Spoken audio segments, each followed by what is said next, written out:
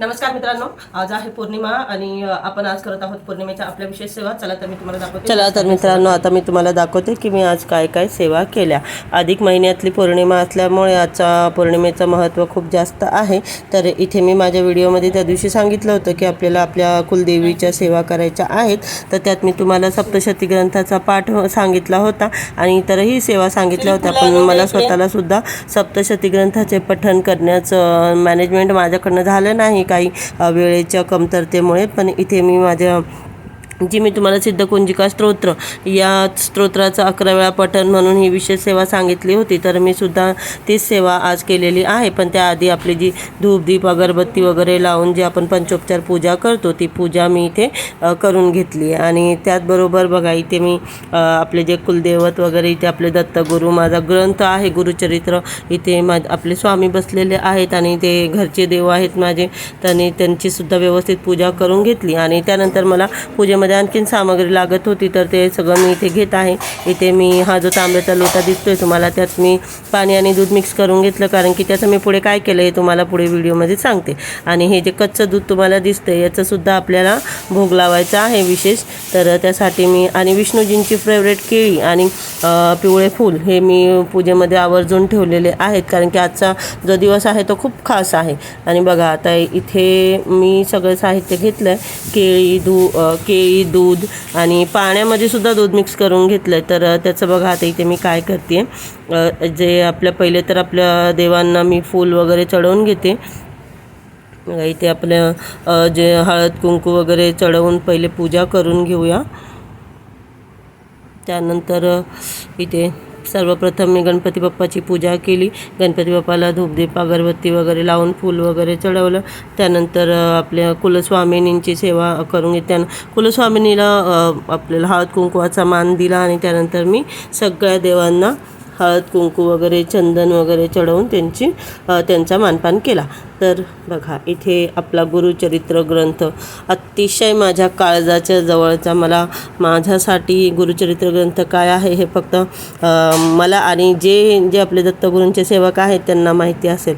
तर इथे बघा मी इथे पाठीमागं आहे ना जे दिसते ना तुम्हाला चिटकवलेलं, ते मी आपलं स्वामी समर्थांचं यंत्र आहे. तर इथे ही माझी छोटीशी तुलसी माता, हिची मी दररोज सेवा करते.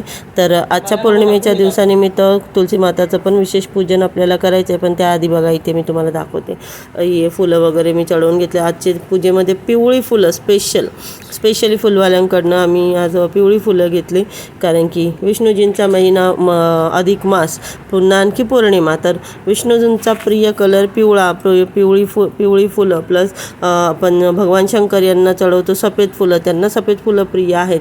तर आपल्या ज्या माता आहेत कुलस्वामिनी आहेत त्यांना तर कोणत्याही रंगाचे फुलं आवडतात, पण खास करून त्यांना जास्वंदाचं फुलं आवडतं. पण ते काही मला आज मिळालं नाही. तर चला आपण पुन्हा कधीतरी जास्वंद चढवू.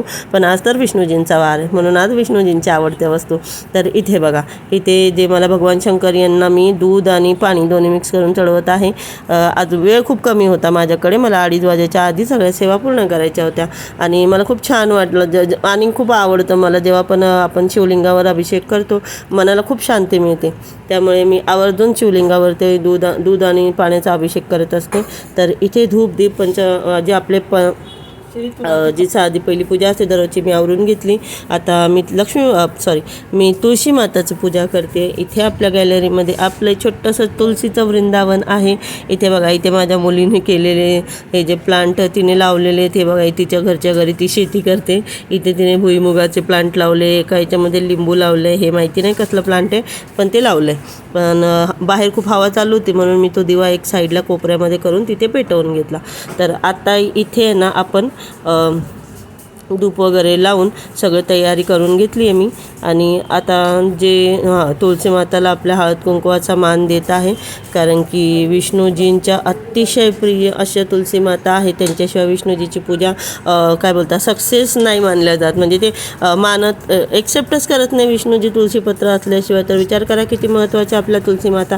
आणि बघा, जे दूध आणि पाणी मी मिक्स करून घेतलं होतं ते इथे मी तुळशी माताला चढवत आहे. तुळशी माताला आपण गुरुवारच्या दिवशी विशेषतः दूध चढवतो. चढवतो. त्यामुळे आज पौर्णिमा होती म्हणून मी दूध आणि पाणी दोन्ही मिक्स करून चढवले.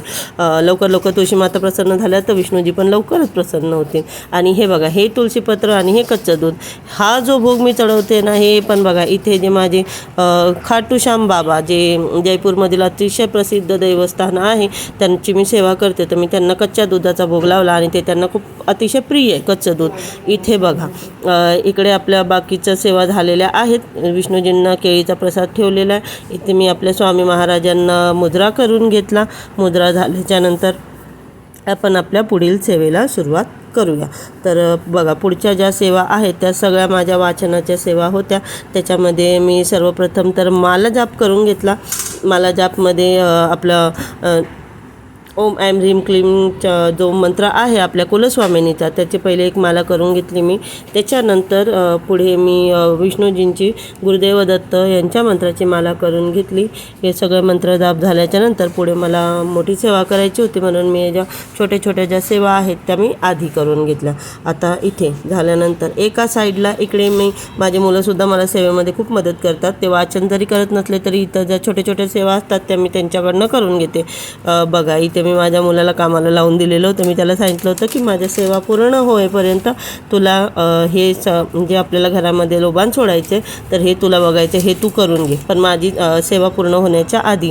तर तो सुद्धा इथे बघा अथक प्रयत्न करत आहे. त्याचे प्रयत्न चालू आहेत बिचारा, कारण की बाहेर आहे ना हवा चालू होते मित्रांनो खूप. तर ते गौऱ्या काही पेटतच नव्हत्या, पण तरीही तो बिचारा आपला त्याचं काम चालूच होतं. आणि खूप खूप खूप खूप प्रयत्नाच्या नंतर शेवटी ते थोडंसं पेट घेतलं होतं आणि हवेमुळे ते सतत विजत होतं. आणि तोपर्यंत मी इकडे आता माझ्या ज्या मंत्रजापच्या सेवा झाल्या आणि मला आता करायची होती सिद्ध कुंजिका स्तोत्र. या स्तोत्राचं 11 वेळा पठण ही आज माझी विशेष सेवा होती मित्रांनो. सिद्ध कुंजिका हे स्तोत्र आहे ना खूप चमत्कारिक आहे. जे आपण सप्तशती ग्रंथाचा जो पाठ करतो ना त्याचंच आपल्याला फळ इथे मिळतं सिद्ध कुंजिका स्तोत्रामध्ये. आणि त्याचा जो सिद्ध कुंजिका स्तोत्राचा प्रत्येक अक्षर, प्रत्येक मंत्र सगळे जागृत मंत्र आहेत. ते मंत्र ते तुम्ही कधी जर का तुम्हाला कधी अनुभव घ्यायचा असेल मित्रांनो तर तुम्हीही कधीतरी सिद्ध कुंजिका स्तोत्राची सेवा घेऊन बघा आणि त्याचे परिणामही तुम्हाला लवकरच दिसतील. आणि एक सांगू का, हे सिद्ध कुंजिका स्तोत्राचं पठण केल्यानंतर ना मनाला एक वेगळीच शांती भेटते, एक वेगळाच विश्वास होतो की येणाऱ्या अडचणींपासून खरोखरच मला लवकरात लवकर मला मुक्ती मिळणार आहे. माहिती नाही या स्तोत्राचं काय असं ते चमत्कारिक गुण आहे, पण मी खूप वेळा घेतला. मी असं ही सिद्ध कुंजिका स्तोत्र कुलस्वामिनीच्या सेवेमध्ये नेहमी करत असते, पण आज मी 11 वेळा केलं आहे. खूप छान वाटलं मित्रांनो केल्यानंतर. आणि लवकरात लवकर बघा आपल्याला या आपण जो सेवा करतोय ना त्याचंसुद्धा फळ आपल्याला लवकरच बघायला मिळणार आहे. तर आता इथे माझे इकडे सेवा चालू आहे, माझं पठण चालू आहे. तिकडे माझा मुलगा बिचारा अथक प्रयत्नांनी त्याचं ते चालू आहे आपलं, तो करतोय, कारण की बाहेर खूप जोराची हवा चालू आहे. तर आता मलासुद्धा टेन्शनच आलं होतं पेटतं की नाही पेटतं, म्हटलं काय माहिती नाही, पण दिला होता त्याला टास्क, तो बघून घेईन त्याला काय करायचं ते. तर चालू आहे त्याचं काम बाहेर. तर तोपर्यंत बघा सिद्ध कुंजिका स्तोत्राचं पूर्ण पठण होईपर्यंत इकडे माझ्या मुलांनी घरामध्ये इतर ज्या छोट्या छोट्या गोष्टी होत्या करायच्या, प्रसादी वगैरे, पुन्हा आणखी बाहेर रांगोळी वगैरे काढणं.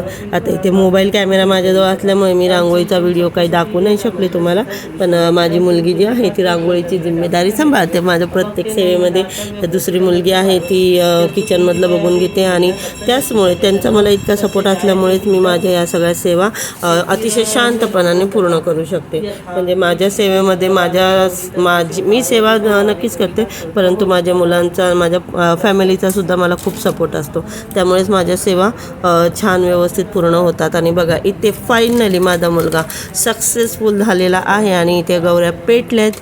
त्याचं बघा त्याने 2 माची संपवल्या आहेत तिथे बसून, पण त्याने त्या पेटवलंच. नक्कीच त्याला ते दिलंच होतं. मी बघा किती माचीच्या काड्या आणि गौऱ्या घेऊन बसला आहे तो.